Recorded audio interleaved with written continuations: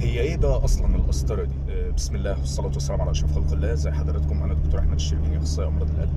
اختصارا كده، هي القسطره دي عباره عن انبوبه بتدخل عن طريق الشريان او وريد، عن طريق الفخذ او الايد لحد ما توصل لجزء معين من القلب علشان تصوره، فنحدد حجم المشكله ونشخصها فيما يعرف بالقسطره التشخيصيه، او نبتدي ناخد اجراءات لعلاجه فيما يعرف بالقسطره العلاجيه. طبعا مفيش حاجه اسمها تسليك. طيب ايه هي انواع القسطره؟ القسطره اختصارا كده اما قسطره الشرايين التاجيه، دي طبعا الاشهر والاكثر انتشارا، لكن برضو في قسطره بتستخدم لدراسه التوصيل الكهربي في القلب، اللي هي بنقول عليها مجازا القسطره الكهربيه علشان علاج البؤر الكهربيه في القلب.